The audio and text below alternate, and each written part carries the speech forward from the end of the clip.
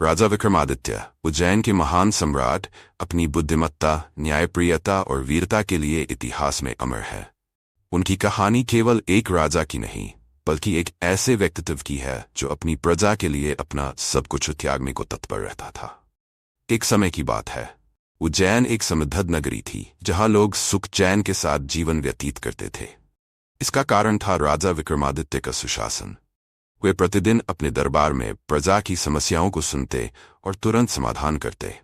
राजा विक्रमादित्य का न्यायप्रिय और बुद्धिमान स्वभाव उन्हें औरों से अलग बनाता था। एक दिन उज्जैन के दरबार में एक व्यापारी बेहद परेशान होकर पहुंचा। व्यापारी ने कहा, महाराज, मैं आपकी प्रजा का एक ईमानदार व्यापारी हूं। कल रात मेरी दुकान से किसी ने सोने की अशर्फियां चुरा ली। मुझे नहीं पता कि चोर कौन है, लेकिन मुझे शक है कि यह चोरी मेरे पड़ोस के किसी व्यक्ति ने की है। कृपया मुझे न्याय दिलाए।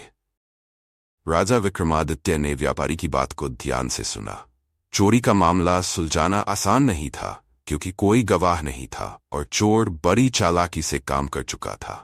लेकिन राजा विक्रमादित्य अपनी बुद्धिमत्ता और समझ से हर समस्या का हल ढूंढने में निपुण थे।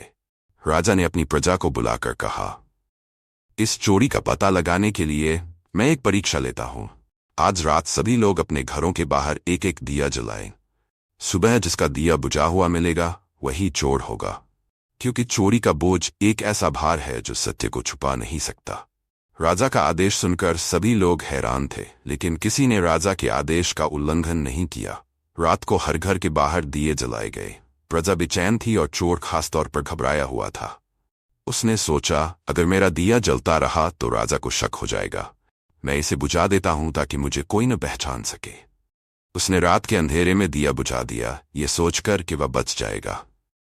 अगली सुबह राजा ने सभी घरों का निरीक्षण कराया। हर घर का दिया जलता हुआ मिला, सिवाय एक के। राजा ने तुरंत उस घर के मालिक को बुलवाया और कड़ाई से पूछताछ की।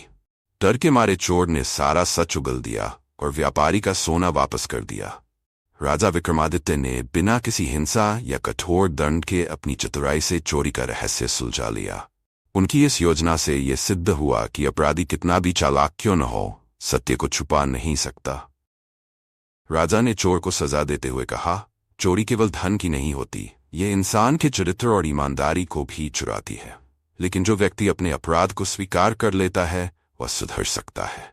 इस घटना के बाद राजा विक्रमादित्य की न्यायप्रियता की ख्याति पूरे राज्य में फैल गई।